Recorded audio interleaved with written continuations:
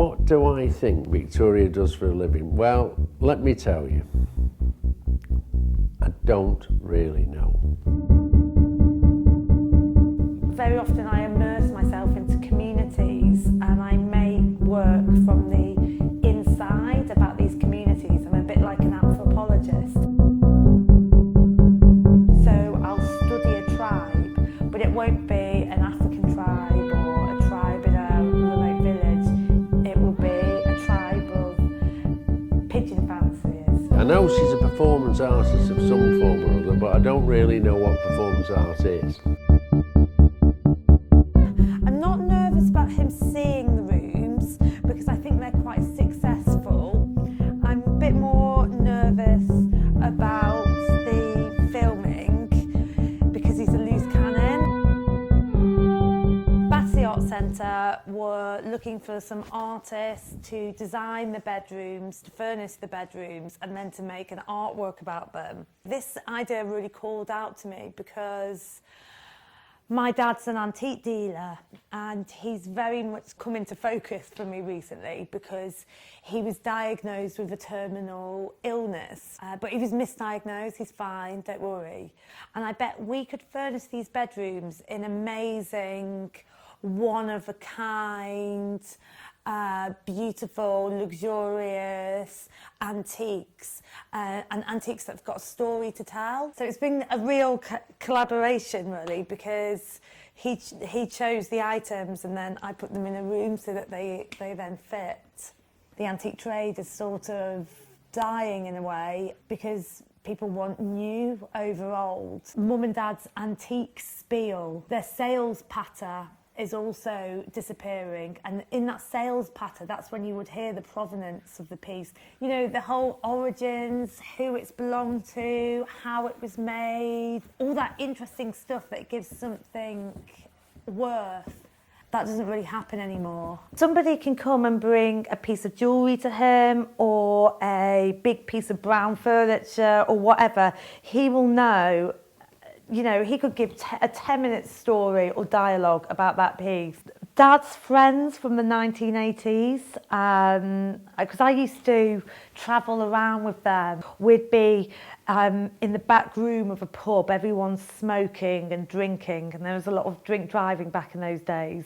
And these antique dealers would just be like poring over the antiques, poring over these antique catalogues. And all this whole gang who were my dad's friends knew everything like Dad, but they're all dead now. Dad's the only one alive. Everything in my house is from car boot sales or skips. When you're around such precious things, you're under a lot of pressure not to break them or ruin them, and I'm very clumsy, so I've rebelled and nothing in my house has any worth. It's a display cabinet. Yeah, this has always been in my parents' house. My parents' house is the same house that I grew up in. I got married there. And Dad's always hated it, but Mum likes it because it's got all these small little compartments to put things in. So we're just almost finished collecting everything from the house and around the warehouses. And then Dad said, do you want this for 50 quid? And I was like, yeah, all right, because it's obviously worth a lot more and it looks really nice. And Mum was like, what am I going to do with all my little pottery bits? And he didn't answer her, and yeah, I just helped put it on the van. I like to shine a light on ordinary things and point out how extraordinary they actually are. And I suppose that's what I'm doing with Dad, really, because a lot of people would see Dad as just this ordinary old bloke, you know, who's an antique dealer, and saying, hey, look further into this man. He's much more interesting than he initially appears. He wants to save everything and protect it and then pass it on to the next person. Like he used to save dogs from the death row at the RSPCA and he'd bring them home, even though they bit us. So we're talking about our collaboration. Well, there isn't one, is there? Why? Well, I'm making the right Oh, lifestyle don't, Dad, it's choice. boring now. Oh, okay. Just stop that. Go on. So you know the objects, but you haven't seen them in the rooms themselves, and you haven't seen what I've done with the rooms to make your objects work. Obviously you know, not. the soft furnishings, the colours and things like that. Obviously So not. you'll be honest, won't you, if there's stuff you don't like? Without any shadow of a doubt. Yeah, that's what I'm worried about. We're in a historic building. Yeah. And the reason it's a historic building is because it's still here, it wasn't bombed, it survived and all the rest of it. It's got bees on the floor. Right, we're putting back into a historic building things with a history. Yeah. And to me, you can have all the modern art you want. Of course, the world always moves on. Yeah. Right, and it always will do. So, art of today will be the antiques of the future. Yeah. Do you know, I've often dreamt, if I was a house clearer, just hang on, right, if I was a house clearer... Well, let's go and look at the rooms. No, but I've got to tell you, if I was an house go on. clearer and I went in an attic Yeah. and I found a big shark in a formaldehyde thingy, you know what I'd do? I'd smash the jar Why? and get it out. Well, I don't want it. Go on. What's that got to do with that? So this is the opium den. Oh, that's handy, isn't it? Yeah, do you remember I that do, warehouse. from the warehouse? Oh, I like this. You'll have to polish that. I have polished it. What, the bottom? Well, I began.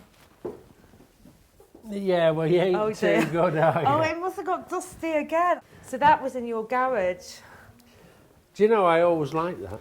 Why was it in the garage? Did Mum not like it? Because your mother hated it. Oh, okay. That was in my living room at one stage. Yeah.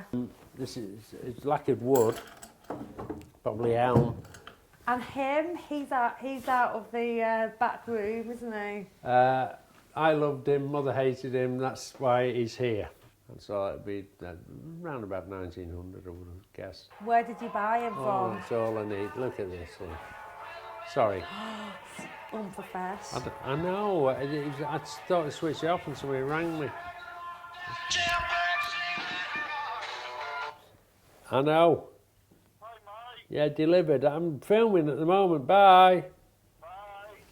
Everything in here, Vic, Yeah. when you think about it, has come from our personal collection. Yeah. You picked it. I picked it from your picking, so Sure. I've curated your curation. Fine. I didn't realise when we started it that it would become so autobiographical. All these things have always been around our relationship. In this stage of my life, Yeah. I like the object Yeah. and forget the value. It's helping me to understand Dad more, and it's helping me to understand me more. Like I didn't realise until I started doing this that nothing in my house has worth, and that I'm actually scared of precious things. So this is the posh room. Oh. Oh, well, it's a bit... oh! What do I say? What do I say? I mean, it really is classic, isn't it? Yeah. This is sort of old Downton Abbey glory. So straight away you've got a historical piece with a silver plaque. It's not a piece of rubbish. It's got family history. It's got provenance. That's what we call provenance. It's all there in front of you. I mean, nobody will know, unless we preserve that, nobody will know that they converted trawlers into gunboats. The only reason I like it is because you liked it, and I could thank see you. that you liked it. Thank you. But it's not something that I could ever see in my life. Oh, I could. I love it. Like the colours and stuff. It's sensational. He's off. What Let's more go can- see the other what room. more can I say? So basically, you're moving into a sort of room which has already seen action. That wardrobe could speak to you, that desk could speak to you. Oh, and what's this room? This is quarters. Quarters. Well, well, well. Oh, I see. This is the maid's quarters. Yeah, so this is like downstairs. Oh, you can't knock that, can you? This is one of my favourite things. Yeah. Because I don't understand why somebody would put all their fishing tackle in a box, but Well, I like that they did. I think this is a fishing tackle display. For a shop? Correct, because if you look very closely underneath, you'll see numbers. Oh, okay. This is pure Great Britain. Yeah. Fishing is still to this day, it's a national sport. I mean, Yeah. it's probably the biggest sport in the country. So consequently, got to be kept. So this is almost like where we meet, our minds meet, because the work that I make is about people's passions. Sure. So I'm passionate about people's passions. Because of the world we live in, people wouldn't like this stain in here, and they want everything mint. Yeah. Mint. They don't want the idiosyncrasies of age and all the rest of it. Do you think that's the same with old people and ageism? In what way? That people don't like the imperfections and the stains, and they want to get rid of them. Yeah, of course. Well, I'm going. It's all right. It's all right, And Vic. mint things. Vic, I'll be going soon. Don't you worry. Oh, you worked that one round nicely. These pieces are going to outlive us, and you know, our story ends here, but these are going to carry on collecting stories. I'd like to think, yes, we have added value to it. At least we've saved it. He's trying to rescue these antiques from the skip, and I'm interested in documenting him as a dying species of antique dealer. I want to record that before that disappears into the skip. Come on, Dad, let's pack you off then because we've got filming to do.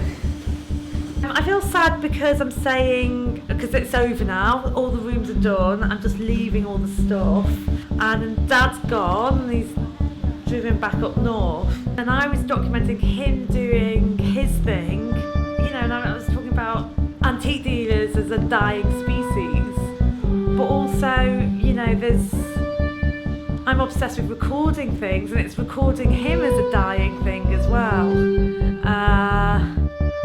and that makes me feel sad, and because that's what I always do, I try and record things before they disappear, and I wonder if there's an underlying thing, this whole project, where I'm recording him, because I'm worried that I'm going to lose him.